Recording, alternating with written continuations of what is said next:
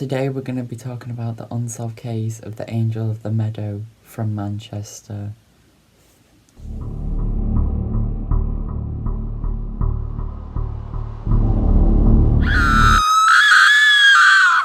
Hi guys, welcome back to my channel.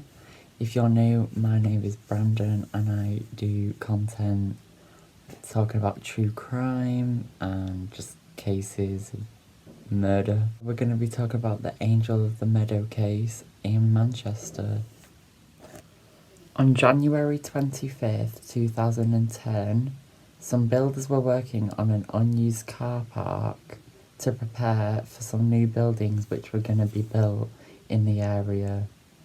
This area had previously been a Victorian slum, and this was referred to as Hell on Earth due to the large amounts of deaths which occurred there and also their terrible living conditions. The area was also known as Angel Meadow as it was situated near Angel Street, which is in the northeast of Manchester. Currently, Angel Meadow is a large park which is covered in grass, like your regular park which people use on the daily. When these workers arrived at this meadow, they came across a human skull laying on the ground.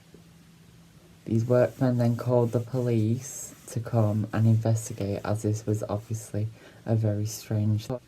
When the police arrived, they cordoned off the area so that searches could begin.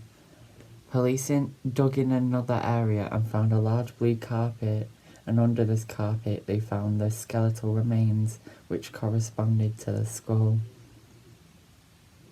The skeletal remains were then taken in for identification and post-mortem, as police believed that the body could have belonged to a missing person whose remains had not been yet found.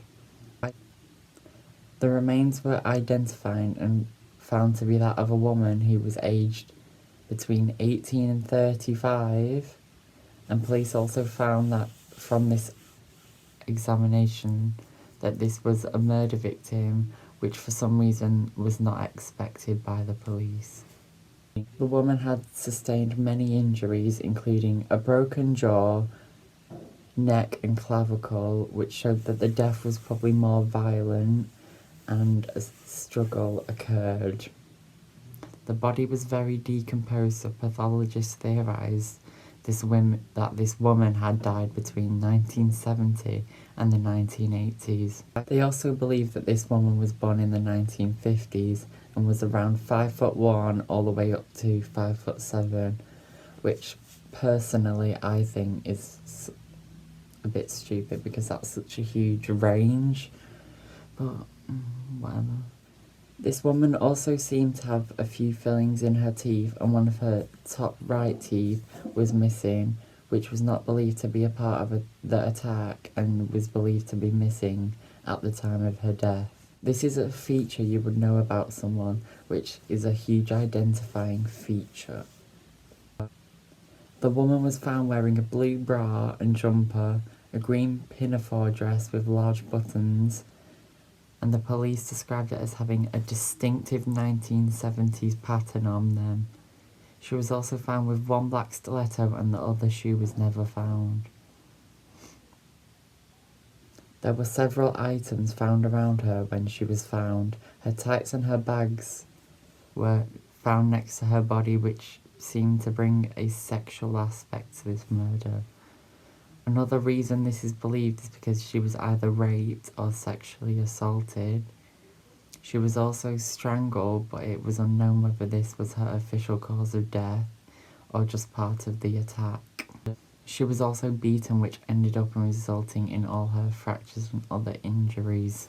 Blue and orange carpet was found as well, which was believed to be from the interior of a Ford Cortina, as there was a hole which matched up with the gear stick. So I don't understand that, but how can you tell from a carpet what kind of carpet? I don't know. Anyway, this suggested that the murder happened somewhere else and the body was wrapped up in this carpet and then later dropped off where it was later found. Police started to look into 3 unsolved disappearances in this area which had been missing for several decades at the time of the investigation. The first woman they looked into was Helen Sage, who had been missing from 1977, Helen McCart, who was murdered in 1998, and Zoe Simpson, who had been missing since 1996.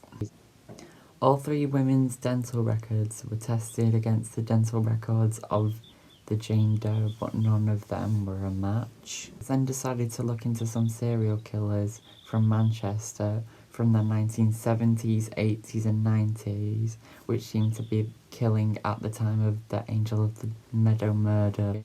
2 of these serial killers included Ronald Castry and Peter Tobin. And also let me know if you want videos of them cases. Leave them in the comments. But no DNA matches connected either of them to the body, and it's obvious. But no DNA matches connected her to either killers, but that's obvious because it's a skeleton, so I don't know how the DNA. 'Cause she'd been dead for like 3 to 4 decades, so if DNA was on it, like, the rain would, like, wash it away, I don't know. At this point, the press had given her the name the Angel of the Meadow. Her case was featured on Crime Watch and was broadcasted all over the news. Police and the public managed to come up with 22 possible identities for this woman, following leads worldwide, but the most promising lead came from a Tanzanian family in East Africa.